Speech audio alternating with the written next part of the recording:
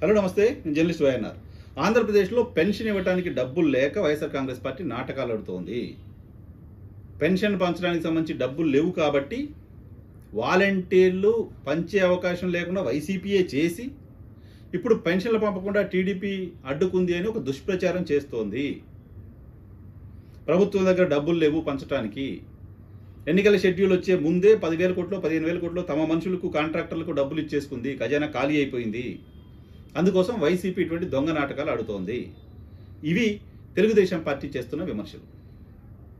ఖజానా ఖాళీ అయిపోయింది అనే దానికి తెలుగుదేశం పార్టీ దగ్గర ఉన్న ఆధారాలు ఏంటో బయట పెట్టట్లేదు. ఈ స్లోగన్ అయితే ఇస్తున్నారు.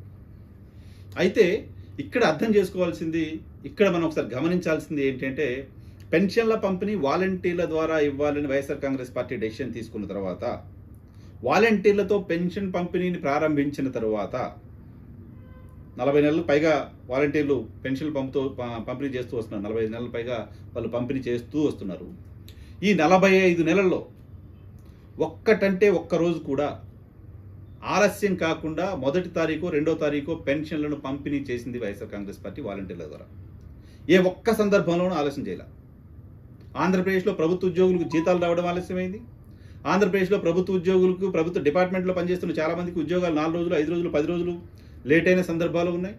ఉద్యోగులకు సంబంధించిన బిల్స్ పెండింగ్లో ఉన్న సందర్భాలు ఉన్నాయి. కాంట్రాక్టర్ల బిల్స్ పెండింగ్లో ఉన్న సందర్భాలు ఉన్నాయి. ఇంకా చాలా బిల్స్ పెండింగ్లో ఉన్న సందర్భాలు ఉన్నాయి. ఒక్క వాలంటీర్లకు సంబంధించిన అంశంలో మాత్రం ఒక్క రోజు కూడా ఒక్క గంట కూడా ఆలస్యం కాకుండా 40 నెలలకు పైగా వైఎస్ఆర్ కాంగ్రెస్ పార్టీ వాలంటీర్ల ద్వారా పంపిణీ చేస్తూ వస్తుంది.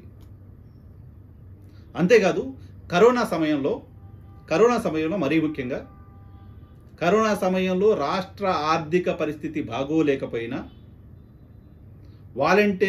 వాలంటీర్లు పెన్షన్దారుల దగ్గర వెళ్ళడానికి సంబంధించి రకరకాల డిఫికల్టీస్ ఉన్నా కూడా కరోనా సమయంలోనూ ఒక్కరోజు కూడా ఆలస్యం కాకుండా పెన్షన్లు పంపిణీ చేసిన పరిస్థితి ఆంధ్రప్రదేశ్ రాష్ట్రంలో ఉంది వాలంటీర్ల ద్వారా. సో ఇన్ని నెలలుగా ఒక్కరోజు కూడా ఆలస్యం చేయకుండా ఇస్తున్న పెన్షన్లు కరోనా సమయంలో కూడా పెన్షన్లకు సంబంధించిన బడ్జెట్ని వేరే ఇతర అవసరాలకి వాడకుండా దానికోసం మాత్రమే పెట్టి పంపిణీ చేస్తున్న ప్రభుత్వం ఎన్నికలకు 2 నెలల ముందు వాళ్ళకి ఇచ్చే 18,100 కోట్లు 1,500 కోట్లు 2,000 4,000 కోట్లు 2 నెలలకు కలిపి ఈ బడ్జెట్ లేకుండా ఎన్నికలకు పోయే సాహసం చేస్తుందా?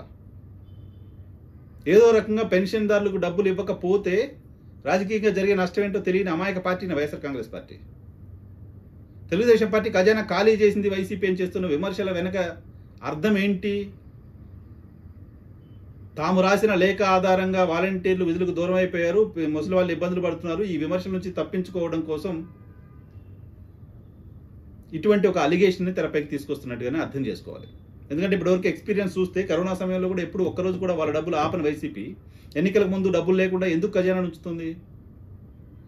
ఇప్పుడు వాలంటీర్ల ద్వారా పెన్షన్ పంపిణీని తెలుగుదేశం పార్టీ ఆపింది అనేది ఆంధ్రప్రదేశ్లో ప్రజలంతా మనసా వాచా కర్మణ నమ్ముతున్నారు. ఇది రాజకీయంగా మీకు నష్టం జరుగుతుందని మీరు భావిస్తున్నారు. దానికోసం కౌంటర్గా ఇటువంటి ఒక ప్రయత్నాన్ని తెలుగుదేశం పార్టీ చేస్తుందని అందరికీ అర్థమవుతుంది. తెలుగుదేశం పార్టీ వాలంటీర్లకు సంబంధించిన అంశంలో ఏ స్థాయిలో భయపడుతుంది అనే దానికి ఒక ఎగ్జాంపుల్ చెప్తా. ఇంతకుముందు వస్తుంటే నేను కారులో నాకు కాల్ వచ్చింది. ఏంటా కాలు? ఆంధ్రప్రదేశ్లో పెన్షన్ల పంపిణీ వెనక వైసీపీ కుట్ర ఉంది తప్ప తెలుగుదేశం పార్టీ ప్రమేయం ఏమి లేదు, దీన్ని మీరు అర్థం చేసుకోండి. ఆంధ్రప్రదేశ్ ప్రభుత్వం ఖజానా ఖాళీ చేసింది, పెన్షన్లు పంపించడానికి డబ్బులు లేవు, అందుకోసమే తెలుగుదేశం పార్టీపై నెపం వేస్తుంది అని ఒక లేడీ వాయిస్ రికార్డ్, నేను కాల్ అటెండ్ చేశాను, ఆ వాయిస్ వచ్చింది, కట్ అయిపోయింది. సో ఇటువంటి వాయిస్ మెసేజ్ల ద్వారా ప్రజలకు సమాచారాన్ని అందించే ప్రయత్నం, ఒక తప్పుడు సమాచారాన్ని పంపించే ప్రయత్నం తెలుగుదేశం పార్టీ చేస్తుంది. అంటే ఎంత భయపడుతున్నారో మేము చేసిన పని బట్టి చూస్తే అర్థమవుతుంది. సో ఈ 2 నెలలు జగన్మోహన్ రెడ్డి పెన్షన్లకు డబ్బులు లేకుండా ఖజానా ఖాళీ చేశాడు అని తెలుగుదేశం పార్టీ చేస్తున్న విమర్శలు నమ్మడానికి సంబంధించిన ఆస్కారం చాలా తక్కువగా ఉంటుంది.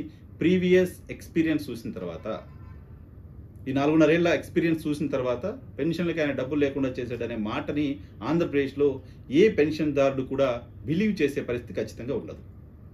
సో తెలుగుదేశం పార్టీ తెలుసో తెలియకో ఈ సర్కిల్లో చిక్కుకుంది. దాని నుంచి బయటికి రావడానికి సంబంధించి రకరకాల అలిగేషన్స్ చేస్తోంది. సో ఈ అలిగేషన్సా లేకపోతే నిజాలా అనే దానికి సంబంధించిన ఆధారాలు కూడా తెలుగుదేశం పార్టీ ప్రజల ముందు ఉంచినప్పుడు మాత్రమే వాళ్ళు చేస్తున్న ఆరోపణలను ప్రజలు పట్టించుకునే పరిస్థితి ఉంటుంది. అదర్వైజ్ తెలుగుదేశం పార్టీకి రాజకీయంగా ఖచ్చితంగా నష్టం జరిగే ప్రమాదం అయితే కనపడుతోంది.